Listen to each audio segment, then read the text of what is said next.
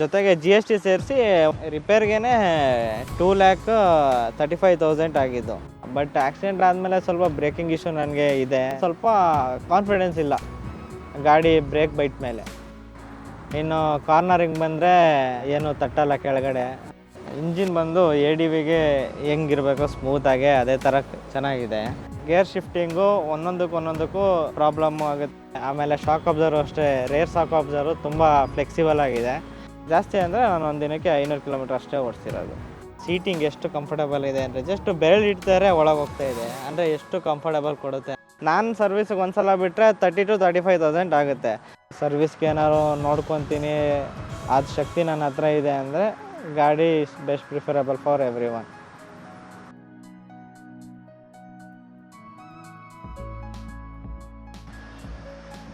ನಮಸ್ತೆ ವೀಕ್ಷಕರೇ, ಎಲ್ಲರೂ ಸೂಪರ್ ಆಗಿದ್ರೆ ಅಂತ ಅಂದ್ಕೊಳ್ತೀನಿ. ಇವತ್ತಿನ ಈ ಸಂಚಿಕೆಗೆ ನಿಮಗೆಲ್ಲ ಸ್ವಾಗತ. ಇವತ್ತಿನ ದಿನ ನಾವು BMW GS 310 ಈ ಗಾಡಿ ಬಗ್ಗೆ ತಿಳ್ಕೊಳ್ತಾ ಇದ್ದೀವಿ. ಎಲ್ಲ ವಿಡಿಯೋಗಳ ಥರ ಈ ವಿಡಿಯೋದಲ್ಲೂ ನಮಗೆ ಈ ಗಾಡಿ ಬಗ್ಗೆ ಓನರೇ ತಿಳಿಸ್ತಾರೆ. ಇಷ್ಟು ವರ್ಷವೂ ನಾನು ಈ ಗಾಡಿ ಬಗ್ಗೆ ಅಂದ್ಕೊಂಡಿರೋದೇನೆಂದರೆ TVS ಮ್ಯಾನುಫ್ಯಾಕ್ಚರ್ ಮಾಡಿಕೊಡ್ತಿರೋದು. ಬರೀ ಗಾಡಿ ಹೊರಗಡೆ ಬರಬೇಕಿದ್ರೆ ಸ್ಟಿಕ್ಕರ್ ಮಾತ್ರ ಚೇಂಜ್ ಇರುತ್ತೆ. ಆ ಎಂಬ್ಲೆಮ್ ಚೇಂಜ್ ಆಗಿರೋದಕ್ಕೆ ನಾವು ತುಂಬ ಜಾಸ್ತಿ ಕಾಸ್ಟ್ ಕೊಡ್ತಿದ್ದೀವಿ ಅಂತ ನಾನು ಅದನ್ನು ತಪ್ಪಾಗಿ ತಿಳ್ಕೊಂಡಿದ್ದೆ. ಇವತ್ತು ನಮಗೆ ಗಾಡಿ ಓನರು ಅದು ಯಾಕೆ ನಾನು ತಪ್ಪಾಗಿ ತಿಳ್ಕೊಂಡಿದ್ದೆ ಅನ್ನೋದನ್ನು ಕೂಡ ತಿಳಿಸ್ತಾರೆ. ಈ ವಿಡಿಯೋನ ನೀವು ಕೊನೆವರೆಗೂ ನೋಡಿ, ಆವಾಗ ನಿಮಗೆ ಅರ್ಥ ಆಗುತ್ತೆ ಎಷ್ಟು ಡಿಫ್ರೆನ್ಸ್ ಇದೆ, ಬರೀ ಲೋಗೋ ಮಾತ್ರ ಡಿಫ್ರೆನ್ಸ್ ಇಲ್ಲ ಅಂದ್ಬಿಟ್ಟು. ಬನ್ನಿ ಆಗಿದ್ರೆ ಶುರು ಮಾಡೋಣ. ಹಾಯ್ ಹಲೋ ನಮಸ್ಕಾರ, ನನ್ನ ಹೆಸರು ವಿಘ್ನೇಶ್. BMW GS 310. ನಮ್ಮ ಹುಡುಗನ ಹೆಸರು ಸಲಗ ಅಂತ. 6 ವರ್ಷ ಜೊತೆಗಿದ್ದಾನೆ. 40,000 ಓಡಿಸಿದ್ದೀನಿ. ಎಲ್ಲ ಕಡೆ ಎಲ್ಲ ರೋಡ್ಸ್, ಹೈವೇಸ್ ಆಗಿರ್ಬೋದು ಅಥವಾ ಆಫ್ ರೋಡಿಂಗ್ ಆಗಿರ್ಬೋದು. ಆಫ್ ರೋಡಿಂಗ್ ಅಂದರೆ ಸಕಲೇಶ್ಪುರ, ಪಟ್ಲಾಬೆಟ್ಟ, ಹೊಸಳ್ಳಿಗುಡ್ಡ, ಗವಿಬೆಟ್ಟ 3 ಹೋಗಿದ್ದೀನಿ. ಆನ್ ರೋಡ್ಸ್ ಬಂದು ಔಟ್ ಆಫ್ ಸ್ಟೇಟ್ಸ್ ಎಲ್ಲ ಹೋಗಿದ್ದೀನಿ. ಸೊ ಇದ್ರ ಬಗ್ಗೆ ನನ್ನ ಎಕ್ಸ್ಪೀರಿಯೆನ್ಸು ಮತ್ತು ಇದ್ರದ್ದು ಆನೆಸ್ಟ್ ರಿವ್ಯೂ ಹೇಳೋಣ ಅಂತ ಇವತ್ತು ನಿಮ್ಮ ಮುಂದೆ ಬಂದಿದ್ದೀನಿ. ಮೊದಲನೇದಾಗಿ ಇಂಜಿನ್ ಬಗ್ಗೆ ಹೇಳಬೇಕು ಅಂದರೆ, ಇಂಜಿನ್ ಬಂದು ADVಗೆ ಹೆಂಗಿರಬೇಕು ಸ್ಮೂತಾಗೆ ಅದೇ ಥರ ಚೆನ್ನಾಗಿದೆ. ಅದು ಬಿಟ್ಟು ಇನ್ನು ಗೇರ್ ಶಿಫ್ಟಿಂಗ್ ವೈಸೆಲ್ಲ ಬಂದರೆ ಪ್ರತಿ ಗೇರಲ್ಲೂ ಟಾರ್ಕ್ ಚೆನ್ನಾಗಿದೆ. ಗೇರ್ ಶಿಫ್ಟಿಂಗು ಒಂದೊಂದಕ್ಕೂ ಸಪೋರ್ಟ್ ಕೊಡುತ್ತೆ. ಫಸ್ಟ್ ಗೇರು 0 to 60 ಹೋಗ್ತೀನಿ, ಸೆಕೆಂಡ್ನೇ ಗೇರು 80, ಹಾಗೆ ಥರ್ಡ್ ಗೇರು, ಫೋರ್ತ್ ಗೇರು. ಗೇರ್ ಟು ಗೇರ್ ಶಿಫ್ಟಿಂಗ್ ಚೆನ್ನಾಗಿದೆ. ಅದ್ರ ಜೊತೆ ನಾನು ಟಾಪ್ ಸ್ಪೀಡು 149 ನಿಯರ್ ಟು 150, ಅಂದರೆ 150 ಬರಲಿಲ್ಲ, 149 ಲಾಸ್ಟ್ ನನ್ನ ಸ್ಪೀಡೋಮೀಟ್ರಲ್ಲಿ ನಾನು ನೋಡಿದ್ದು. ಅದ್ರ ಮೇಲೆ ಬೇರೆಯವ್ರು ಹೋಗಿದ್ದಾರೋ ನಂತರ ಬೈಕಲ್ಲಿ ಗೊತ್ತಿಲ್ಲ, ಬಟ್ ನನ್ನ ಮಾತ್ರ 149. ಟ್ರಾಫಿಕಲ್ಲಿ ಮಾತ್ರ ನನಗೆ ಈಟಿಂಗ್ ಇಶ್ಯೂ ಆಗುತ್ತೆ. ಇನ್ನು ಲಾಂಗ್ ರೈಡರ್ಸಲ್ಲಿ ನನಗೆ ಈಟಿಂಗ್ ಇಶ್ಯೂ ಏನೂ ಆ ಥರ ಏನೂ ಕಾಣಿಸಲ್ಲ. ಆಮೇಲೆ ಲಾಂಗ್ ರೈಡ್ ಬಂದು ನಾನು ಅರೌಂಡ್ ಒಂದು 500 ಕಿಲೋಮೀಟರ್ಸ್ ಪರ್ ಡೇ ಓಡಿಸಿದ್ದೀನಿ. ಲೈಕ್ ನನಗೇನು ಆ ಥರ ಎಕ್ಸಾಸ್ಟು ಏನು ಅನಿಸಲ್ಲ, ಪ್ರಾಬ್ಲಮ್ಮು ಆಗುತ್ತೆ ಅಂತ ಏನೂ ಅನಿಸಲ್ಲ. ಗಾಡಿ ರನ್ನಿಂಗ್ ಚೆನ್ನಾಗಿ ಕೊಡುತ್ತೆ ಲಾಂಗ್ ರೈಡರ್ಸೆಲ್ಲ. ಇನ್ನು ಕೂಲೆಂಟ್ ವಿಚಾರಕ್ಕೆ ಬಂದರೆ, ಇಲ್ಲೇ ಸ್ಪೀಡೋಮೀಟ್ರಲ್ಲಿ ನಮಗೆ ಇಂಡಿಕೇಷನ್ಸ್ ಇರುತ್ತೆ. ಲೈಕ್ 95 ಡಿಗ್ರಿ ಹೋಗ್ತಾ ಇದ್ದಂಗೆ ಆಟೋಮೆಟಿಕ್ಕಾಗಿ ರೇಡಿಯೇಟ್ರ್ ಆನ್ ಆಗುತ್ತೆ. ರೇಡಿಯೇಟ್ರ್ ಆನ್ ಆಗಿ ಕೂಲೆಂಟು ನೀಟಾಗಿ ಸರ್ಕ್ಯುಲೇಟ್ ಆಗುತ್ತೆ. ಈಟ್ ಇಶ್ಯೂಸ್ ಏನು ತೊಂದರೆ ಇಲ್ಲ. ಏನಂದರೆ ಟ್ರಾಫಿಕಲ್ಲಿ ಮಾತ್ರ, ಬಂಪರ್ ಟು ಬಂಪರ್ ಟ್ರಾಫಿಕ್ ಇದ್ದಾಗ ಮಾತ್ರ ನನಗೆ ಈಟಿಂಗ್ ಇಶ್ಯೂ ಅನಿಸೋದು. ಇನ್ನು ಲಾಂಗಲ್ಲಿ ಯಾವತ್ತೂ ನಾನು ರೇಡಿಯೇಟ್ರ್ ಆನ್ ಆಗಿರೋದು ನಾನು ನೋಡೇ ಇಲ್ಲ.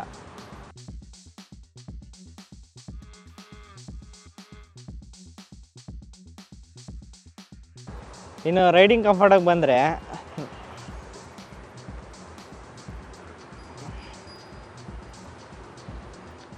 ಮೊದಲನಾಗಿ ಹ್ಯಾಂಡ್ಲ್ ಬಾರು ಹೈಟ್ ಇರೋದ್ರಿಂದ ನಮಗೆ ಅಡ್ವೆಂಚರು ಟೂರಿಂಗ್ ಪರ್ಪಸ್ಗೆಲ್ಲ ಕರೆಕ್ಟಾಗಿ ಸ್ಟಿಫ್ ಆಗಿರುತ್ತೆ. ಕೈ ನೋಡ್ಬೋದು ನೀವು, ಸ್ಟ್ರೈಟಾಗಿದೆ. ಸ್ಟ್ರೈಟ್ ಇದ್ದಾಗ ನೀವು ಆರಾಮ್ಸಾಗೆ ರೈಡ್ ಮಾಡ್ಬೋದು. ಏನಂದರೆ ನಿಮಗೆ ಭಾರ ಬೀಳಲ್ಲ ಕೈಗೆ. ಈಗ ಸ್ಪೋರ್ಟ್ಸ್ ಎಡಿಷನಲ್ಲಾದ್ರೆ ಹಿಂಗೆ ಬೊಕ್ಕೊಂಡು ಓಡಿಸ್ಬೇಕು. ಬೊಕ್ಕೊಂಡು ಓಡಿಸ್ದಾಗ ಏನಾಗುತ್ತೆ, ನಿಮಗೆ ಫುಲ್ಲು ಇಲ್ಲಿ ಎಲ್ಬೋ ಮೇಲೆ ವೆಯ್ಟ್ ಬೀಳುತ್ತೆ. ಬಟ್ ಇದರಲ್ಲಿ ಎಲ್ಬೋ ಮೇಲೆ ಏನು ವೆಯ್ಟ್ ಬೀಳಲ್ಲ. ಆರಾಮ್ಸಾಗೆ ಸ್ಟ್ರೈಟಾಗಿ ಕೂತ್ಕೊಂಡು ಕಂಫರ್ಟಬಲಾಗಿ ರೈಡ್ ಮಾಡೋ ನಿಮ್ಗೆ ಅವಕಾಶ ಇರುತ್ತೆ ಇದರಲ್ಲಿ. ಇನ್ನು ಸೀಟಿಂಗ್ ವಿಚಾರ ಬಂದರೆ, ವೈ BMW ಅನ್ನೋದಕ್ಕೆ ಒಂದು ಸಣ್ಣ ಎಕ್ಸಾಂಪಲ್ ಕೊಡ್ತೀನಿ ನೋಡಿ. ಸೀಟಿಂಗ್ ಎಷ್ಟು ಕಂಫರ್ಟಬಲ್ ಇದೆ ಅಂದರೆ ಜಸ್ಟ್ ಬೆರಳು ಇಡ್ತಾರೆ ಒಳಗೆ ಹೋಗ್ತಾ ಇದೆ, ಅಂದರೆ ಎಷ್ಟು ಕಂಫರ್ಟಬಲ್ ಕೊಡುತ್ತೆ. ಆಮೇಲೆ ಶಾಕ್ ಅಬ್ಸರ್ವ್ ಅಷ್ಟೇ, ರೇರ್ ಶಾಕ್ ಅಬ್ಸರ್ವ್ ತುಂಬ ಫ್ಲೆಕ್ಸಿಬಲ್ ಆಗಿದೆ. ಜಸ್ಟ್ ನಾನು ಹಿಂಗೆ ಹೊರ್ಕೊತೀನಿ ಎಷ್ಟು ಇದಿದೆ ಅಂತ ಕಂಫರ್ಟಬಲು ಶಾಕ್ಸು. ಇನ್ನು ಸಿಟಿಲೆಲ್ಲ ರೈಡ್ ಮಾಡೋವಾಗ like gear to gear change ಮಾಡಬೇಕು ಅನ್ನೋ ಇದೇನಾದ್ರು ಇದ್ದರೆ, ಆ್ಯಕ್ಚುಲಿ ಗೇರ್ ಟು ಗೇರ್ ಕೇಳುತ್ತೆ. ಸ್ಲೋ ಆಗ್ತದಂಗೆ ಲೈಕ್ ಈ ಕಾರ್ಗಳೆಲ್ಲ ನಾವು ಹೆಂಗೆ ಮೂವ್ ಮಾಡ್ತೀವೋ ಸೇಮ್ ಟು ಸೇಮು ಈಗ ನೀವು ನಾರ್ಮಲ್ ಬೈಕ್ಸಲ್ಲೆಲ್ಲ ಆದರೆ ಲೈಕ್ ಹಿಂಗೆ 30-40 ರೇಂಜಲ್ಲಿ ಹೋಗ್ತಾಯಿದ್ರೆ ನೀವು ಒಂದು 4th ಗೇರಲ್ಲಿ ಇರ್ತೀರಾ. ಬಟ್ ಇದ್ರಲ್ಲಿ ಹಂಗಲ್ಲ, ನೀವು 30-40 ಹೋಗ್ತಿದ್ದೀವಿ ಅಂದರೆ ಅದು ಸೆಕೆಂಡ್ನೇ ಗೇರೇ ಕೇಳುತ್ತೆ. 3rd ಗೇರ್ ಆದರೂ ಸ್ವಲ್ಪ ಟೆನ್ಷನ್ ಶುರು ಆಗುತ್ತೆ.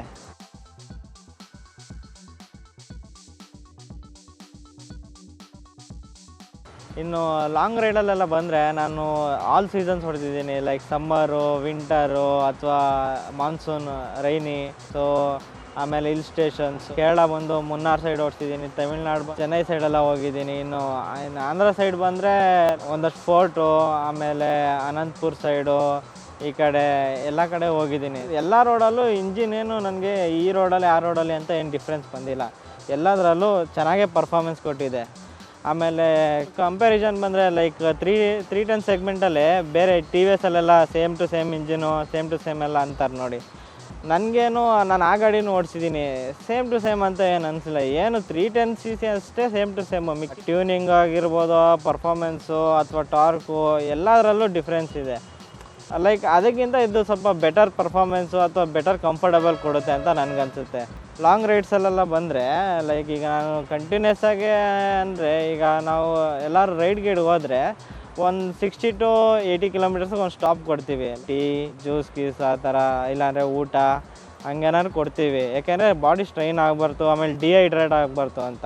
ನಾನು ಏನಾದ್ರು ಒಂದೇ ಸ್ಟೆಚ್ ಹೊಡೆದಿದ್ದೀನಿ ಅಂದರೆ ಒಂದು ಸಲ ನಾನು 280 ಕಿಲೋಮೀಟರ್ಸ್ ಕಂಟಿನ್ಯೂಸ್ ಆಗಿ ಹೊಡೆದಿದ್ದೆ.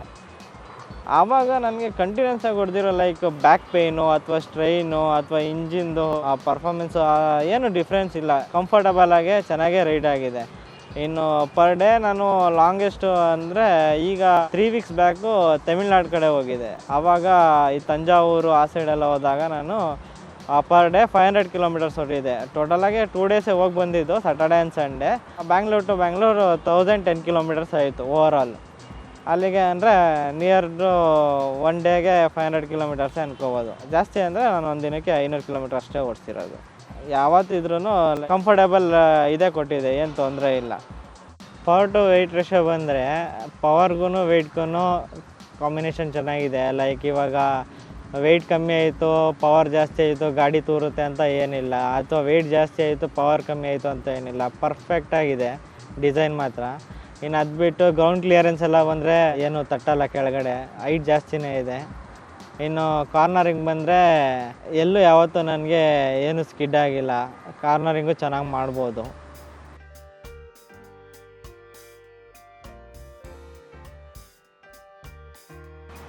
ಇನ್ನು ಲೈಟ್ ವಿಷಯಕ್ಕೆ ಬಂದರೆ ಇದು DRL, ಇದು ಲೋ, ಇದು ಐ ಬೀಮು.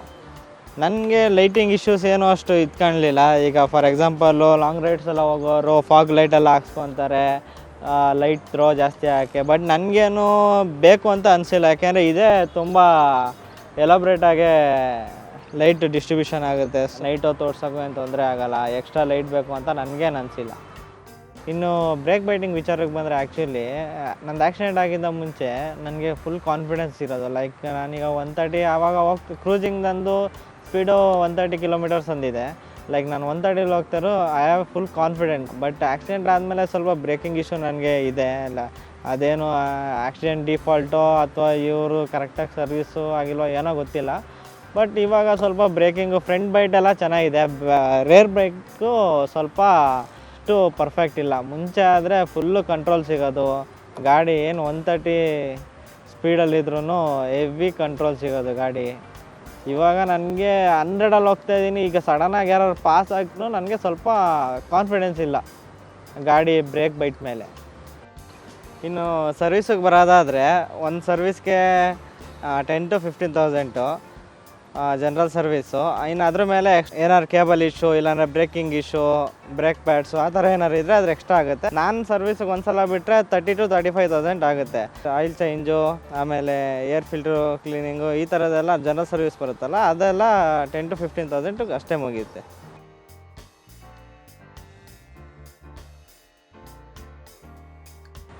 ಇಲ್ಲಿವರೆಗೂ ನಾನು 40,000 ಕಿಲೋಮೀಟ್ರ್ ಓಡಿಸಿದ್ದೀನಿ.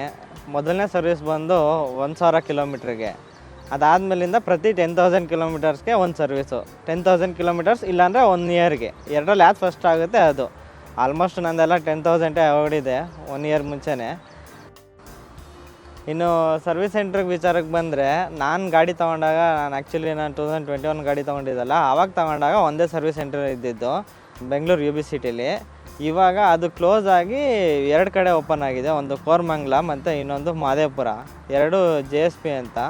ಎರಡರದ್ದು ಸರ್ವಿಸ್ದು ಎಲ್ಲ ಚೆನ್ನಾಗಿದೆ ರೆಸ್ಪಾನ್ಸು, ಬಟ್ ಸರ್ವಿಸ್ ಕಾಸ್ಟ್ ಜಾಸ್ತಿ ಆಗಿದೆ. ಅದನ್ನು ಒಂಚೂರು ಕಮ್ಮಿ ಮಾಡಿಕೊಂಡ್ರೆ ಚೆನ್ನಾಗಿರುತ್ತೆ. ಇನ್ನು ಸ್ಪೇರ್ ಪಾರ್ಟ್ ವಿಷಯಕ್ಕೆ ಬಂದರೆ ಸ್ಪೇರ್ ಪಾರ್ಟ್ಸ್ ಎಲ್ಲ ಸ್ವಲ್ಪ ಕಾಸ್ಟ್ಲಿನೇ. ಮೆಟೀರಿಯಲ್ಲು ಸ್ವಲ್ಪ ಕಾಸ್ಟ್ಲಿ, ಯಾಕೆ ಅಂದರೆ ನಂದು ಆ್ಯಕ್ಚುಲಿ ಒಂದು ಸಲ ಆಕ್ಸಿಡೆಂಟ್ ಆಗಿತ್ತು. ಆಕ್ಸಿಡೆಂಟ್ ಆದಾಗ ಹೆಡ್ಲೈಟು ಮತ್ತು ಇವು ಇಷ್ಟು ಅಂದರೆ ಫ್ರಂಟು ಸ್ವಲ್ಪ ಡ್ಯಾಮೇಜ್ ಆಗಿತ್ತು. ಆಮೇಲೆ ಶಾಕ್ ಸ್ವಲ್ಪ ಬೆಂಡಾಗೈತೆ ಅಂದ್ಬಿಟ್ಟು ಹತ್ತತ್ರ ನಿಯರು 1 lakh ಜೊತೆಗೆ GST ಸೇರಿಸಿ 1,21,000 ಫುಲ್ಲು ನಂದು ಬಿಲ್ ಆಗಿದ್ದಿತ್ತು. ಅದರಲ್ಲಿ ಇನ್ಶೂರೆನ್ಸ್ ಕ್ಲೈಮ್ ಆಗಿ 70,000 ಅಲ್ಲಿ ಕ್ಲೈಮ್ ಆಯಿತು, ಮಿಕ್ಕಿದ್ದು ನಾನು ಪೇ ಮಾಡಿದೆ. ಇನ್ನು ಅದು ಬಿಟ್ಬಿಟ್ಟು ನೆಕ್ಸ್ಟ್ ಇನ್ನೊಂದು ಸಲ 1-2 ವರ್ಷ ಬಿಟ್ಟು ನನಗೊಂದು ಮೇಜರ್ ಆಕ್ಸಿಡೆಂಟ್ ಆಯಿತು.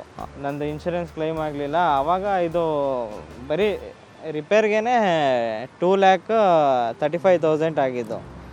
ಆದ್ದರಿಂದ ಇದು ನೋಡೋಕ್ಕೆ ಬಂದರೆ ಸ್ವಲ್ಪ ಸರ್ವಿಸ್ ಕಾಸ್ಟು ಮತ್ತು ಮೆಟೀರಿಯಲ್ ಕಾಸ್ಟು ಸ್ಪೇರ್ ಪಾರ್ಟ್ಸ್ ಎಲ್ಲ ಸ್ವಲ್ಪ ಕಾಸ್ಟ್ಲಿನೇ. ಒಂದು ಗಾಡಿ ಅಂದಮೇಲೆ ಮೆರಿಟ್ಸ್ ಇರುತ್ತೆ, ಡಿಮೆರಿಟ್ಸ್ ಇರುತ್ತೆ. ನನಗೆ ಈ ಗಾಡೀಲಿ ಮೆರಿಟ್ಸ್ ಬಂದು ಮೇಯ್ನು ಟ್ರಾವೆಲಿಂಗ್ಗೆ ಏನೂ ತೊಂದರೆ ಇಲ್ಲ, ಆರಾಮ್ಸಾಗಿ ಓಡಿಸ್ಬೋದು.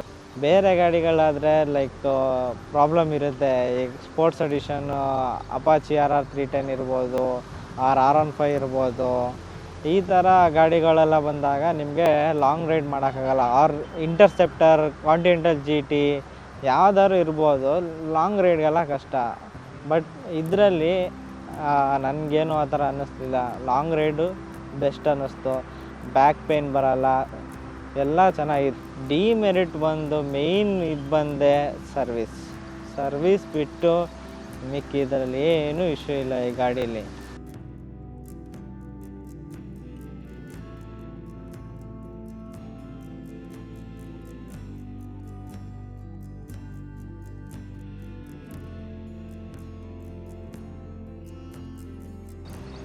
ಇನ್ನು ಇವಾಗೆಲ್ಲ ಆ್ಯಕ್ಚುಲಿ ಜಾಸ್ತಿ ADV ಟೂರಿಂಗ್ ಪರ್ಪಸ್ ಬೈಕ್ಗಳೆಲ್ಲ ಅದು ಬಂದಿದೆ. ಬಟ್ ನಾನು ಪರ್ಚೇಸ್ ಮಾಡುವಾಗ 2021 ಬರೀ ಕೆಲವೇ ಬೈಕ್ಗಳಷ್ಟೇ ಇದ್ದಿದ್ದು.